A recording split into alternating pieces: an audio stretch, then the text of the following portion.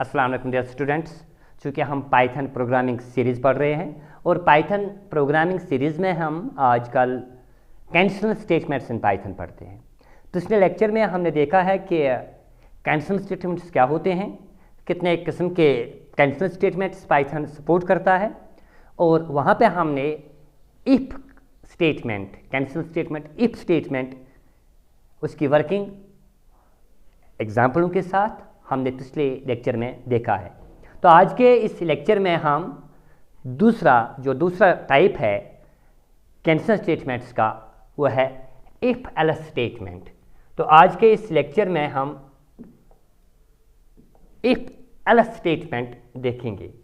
तो आज के इस आज के जो हमारे सब टॉपिक्स है वो है what is if else statement and working of if else statement in Python. If else statement क्या होता है और इफ़ एल्स स्टेटमेंट कैसे काम करता है, ये हम आज देखेंगे। क्योंकि हमें मालूम है जो कंडीशनल स्टेटमेंट्स है ये हम यूज़ करते हैं to control the flow of the programme.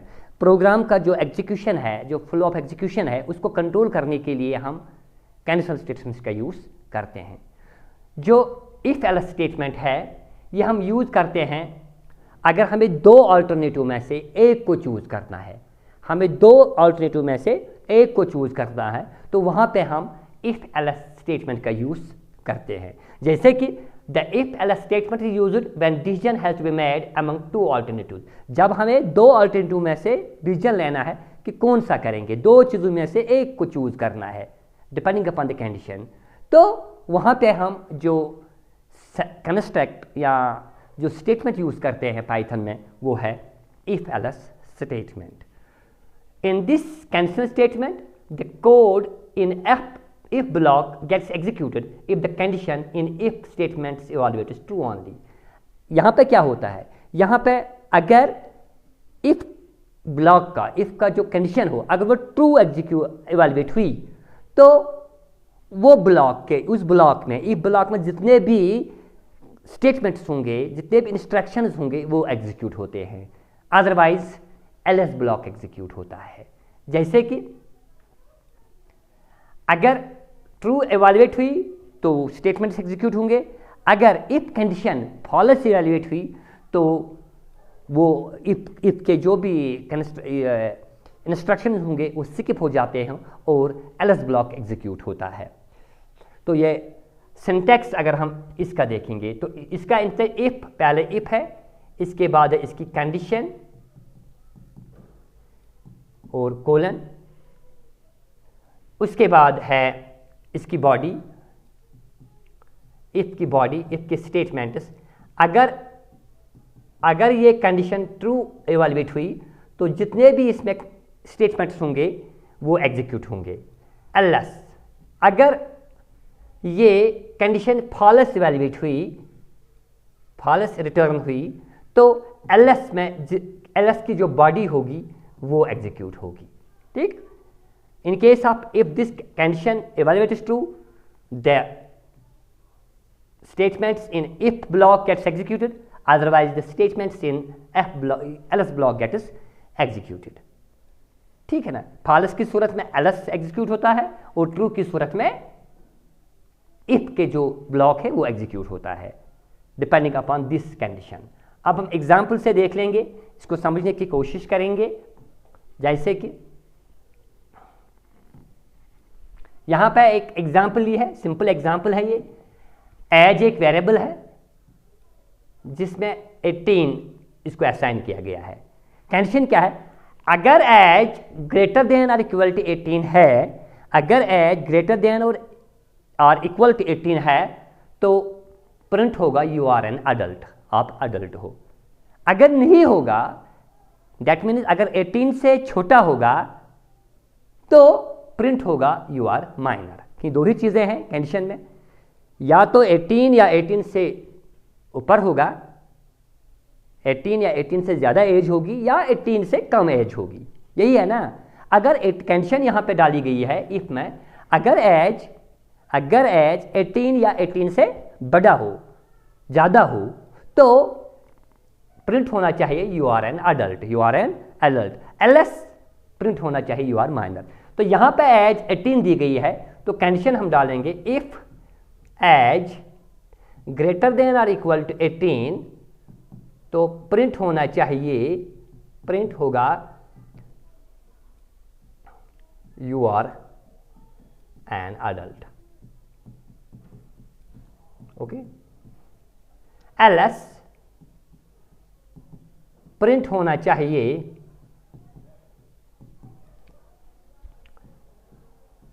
You are minor, you are minor. और यहां पे हम प्रिंट कराएंगे इट इज ओके। अब देखो यहां पे हम इफ एल्स स्टेटमेंट पढ़ते। इफ एल्स स्टेटमेंट क्या है, इसका कंसेप्ट क्या है? कंसेप्ट ये है कि अगर ये कंडीशन जो यहां पे कंडीशन दी गई है एज ग्रेटर, अगर ये ट्रू इवैल्यूएट हुई, दैट मीन अगर एज 18 होगी, तो जो इफ की बॉडी है, इफ की बॉडी कौन सी है, इसमें एक स्टेटमेंट है print you are an adult, तो ये प्रिंट होगा यू आर एन एडल्ट।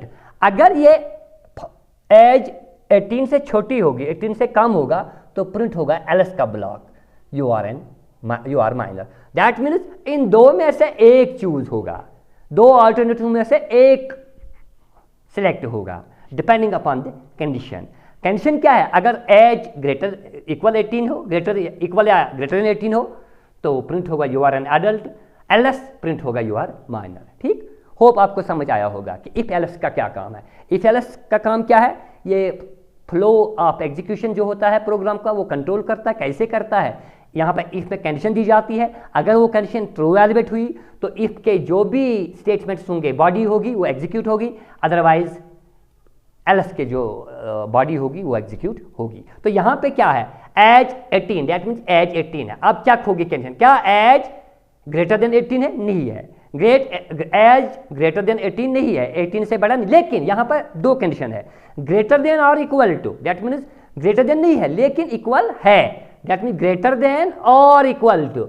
इसका मतलब है अगर दो में से एक भी, क्योंकि आर जो है, आर हमने पढ़ा है, आर में से अगर दो में से एक भी कंडीशन ट्रू होगी, दो में से एक भी कंडीशन ट्रू होगी, तो ओवरऑल जो इसका रिजल्ट होगा वो ट्रू में आएगा। That means age greater than 18 नहीं है लेकिन एज इक्वल टू 18 है, दैट मीन्स इसका जो रिजल्ट आएगा वो ट्रू में आएगा। जब ये ट्रू में आएगा तो इसके जो भी ब्लॉक में, इफ ब्लॉक में जो भी स्टेटमेंट्स होंगे वो एग्जीक्यूट होंगे। इसमें यहां पर खाली एक स्टेटमेंट है, that is you are an adult. तो मेरा आउटपुट जो आएगा, आउटपुट जो आएगा वो आएगा यू आर एन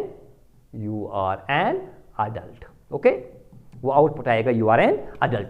सो यहां पे क्या है? एज ग्रेटर इक्वल टू 18 है, तो एल्स ब्लॉक एग्जीक्यूट नहीं होगा क्योंकि दो में से एक होगा, यहां तो ये होगा, यहां तो ये होगा, डिपेंडिंग अपॉन दिस कंडीशन। क्योंकि यहां पर ये इस वक्त एज 18 है, ये कंडीशन ये यहां पर तो ट्रू इवैल्यूएट हुई, तो इसका मतलब है else block you are an adult print होगा, तो you are a minor adult नहीं है। अब यहां पर कंट्रोल आएगा, यहां से लॉन्ग मार के यहां पे। अब क्या है? क्योंकि जो ये प्रिंट है, ये स्टेटमेंट है, ये ना एल्स का है ना इफ का है, ये प्रोग्राम का है, तो प्रिंट होगा इट इज ओके। तो एक होगा यू आर एन एडल्ट, दूसरा होगा इट इज ओके। तो ये मुझे इसका आउटपुट आएगा। अब फॉर एग्जाम्पल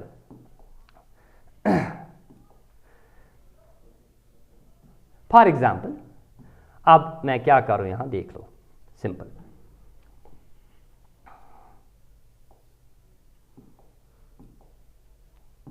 फॉर एग्जाम्पल अब एज में 17 डालो, अब एज में 17 है फॉर एग्जाम्पल। अब क्या होगी? क्या इफ एज ग्रेटर देन 18 नहीं, क्योंकि 17 18 से बड़ा नहीं है तो फॉल्स है। और इक्वल टू 18, क्या एज 18 के बराबर है? नहीं है, क्योंकि एज 17 है, न ये 18 से बड़ा है न ये 18 के बराबर है। दैट मीन दोनों के दोनों कंडीशन फॉल्स है, तो ओवरऑल जो रिजल्ट आएगा वो क्या आएगा? फॉल्स है। जब ये फॉल्स आएगा तो इसकी बॉडी यहां पे ये कंट्रोल एंटर नहीं होगा। दैट मीन्स जो इफ के जो भी इंस्ट्रक्शंस होंगे, बॉडी होगी, वो एग्जीक्यूट नहीं होगी, वो स्किप होगी, तो डायरेक्ट यहां पे कंट्रोल आएगा एल्स ब्लॉक पे। या तो ये होगा या तो ये होगा, अगर ट्रू आएगा तो ये होगा, अगर फॉल्स आएगा तो एल्स ब्लॉक पे। तो प्रिंट क्या होगा? You are minor, you are minor. तो यहाँ पे इस वक्त जो आउटपुट मिलेगा वो होगा यू आर माइनर, और आएगा इसके साथ ही इट इज़ ओके, ये भी आएगा इट इज़ ओके। होप आपको समझ आया होगा कि if else block, if else statement Python में क्या होता है। इफ एल्स स्टेटमेंट एक कंडीशनल स्टेटमेंट है या डिसीजन मेकिंग स्टेटमेंट्स हैं जो हमें इस काबिल बनाते हैं कि दो में से हम एक को चूज कर सके, दो अल्टरनेटिव में से हम एक को सिलेक्ट कर depending upon the condition, if condition के मुताबिक, क्योंकि यहाँ पर इफ की जो कंडीशन है वो है यहाँ पर एज, इस कंडीशन के मुताबिक को मद्देनजर रख के या तो इसकी बॉडी अगर ये ट्रू आ गई तो इफ का जो बॉडी होगी ब्लॉक होगा वो एग्जीक्यूट होगा, अगर ये फॉल्स आ गई तो एल्स का जो ब्लॉक होगा वो एग्जीक्यूट होगा। होप आपको समझ आया होगा यहाँ पे कि किस तरह से यहाँ पे काम करते हैं। अब सेकंड एग्जांपल लेंगे हम, दूसरे एग्जांपल, वो क्या है, एग्जांपल 2 में है ए एक वेरिएबल है, इंट इनपुट एंटर नंबर, कोई यूजर से हम नंबर लेते हैं क्योंकि हमने इनपुट का पहले ही देखा है कैसे काम करता है। फॉर एग्जांपल आपने 5 दिया है आपने, अब इफ a%2, अगर इफ a%2 यहाँ पे इफ a मॉडुलस 2, मॉडुलस ये मॉडुलर ऑपरेटर, मॉडुलस ऑपरेटर का काम क्या है, ये मॉड है, इसका काम क्या होता है, जो परसेंट यहाँ पे है इसका काम क्या है, ये ऑपरेटर है मॉडुलस ऑपरेटर, ये रिटर्न करता है remainder of the number, remainder when one number is divided by the second number. जब आप एक नंबर को दूसरे नंबर से डिवाइड करेंगे तो वहाँ पे जो रिमाइंडर आएगा वो किससे हम निकालते हैं, दिस ऑपरेटर, ये रिटर्न करता रिमाइंडर ऑफ द नंबर। तो क्या 5 को ए फॉर 5 को 2 से अगर हम डिवाइड करेंगे क्या रिमाइंडर वहाँ 1 आएगा, जैसे कि 5 यहाँ पे है 2 से डिवाइड करेंगे 2 2 4 तो रिमाइंडर क्या आएगा 1, यस रिमाइंडर 1 आया, बिल्कुल ये कंडीशन इवॉल्व क्या हो गई, ट्रू हो गई।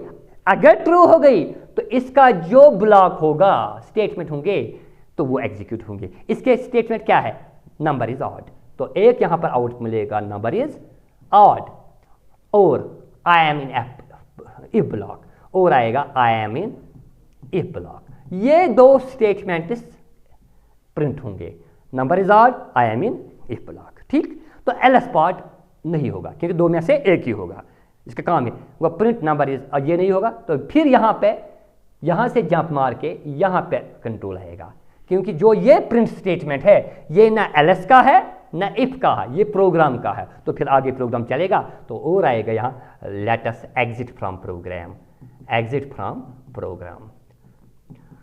अब फॉर एग्जाम्पल अगर हम अब ए में 5 है, अब 5 इस वक्त 5 था, फॉर एग्जाम्पल अब किसी ने 4 डाला, अब ए में 4 आया है, दूसरी बार ए में 4 है, तो अब चेक होगी condition if a%2 A for 4 divide किसे करेंगे 2 से, 2 2 4, रिमाइंडर क्या आएगा 0। क्या ए को डिवाइड अगर 2 से करेंगे क्या रिमाइंडर 1 है, नहीं आया 1, 0 है, क्योंकि जो ये कह रहा है 1 है, 1 नहीं है, तो ये क्या आएगा फॉल्स आएगा। जब ये फॉल्स आएगा इसकी बॉडी कंट्रोल इससे आगे नहीं जाएगा, तो जो इसके स्टेटमेंट्स होंगे किसके, इफ के, इस इफ ब्लॉक के जो भी स्टेटमेंट्स होंगे वो एग्जीक्यूट नहीं होंगे। दैट मीन्स नंबर इज ये स्टेटमेंट भी एग्जीक्यूट नहीं होगा, ये स्टेटमेंट भी एग्जीक्यूट नहीं आएगा, तो एल्स ब्लॉक फॉल्स की सूरत में एल्स ब्लॉक एग्जीक्यूट होगा, तो नंबर आएगा, तो प्रिंट, तो आउटपुट क्या आएगा, नंबर इज इवन, यहां पर ऐड हुआ है, सॉरी, नंबर इज इवन, और आएगा number I am in else block, और ये आएगा let us exit from program, let us exit from program. तो इस तरह से आपका जो इफ एल्स स्टेटमेंट है ये काम करता है। होप आपको समझ आया होगा कि इफ और एल्स कैसे काम करता है। तो पिछले लेक्चर में हमने देखा है कि इफ स्टेटमेंट क्या वर्किंग देखी है, तो आज यहाँ पे है हमने देखी है क्या, if else statement in Python. तो इंशाल्लाह दूसरे लेक्चर में हम देख लेंगे if else statement in Python. Till next lecture, bye, take care.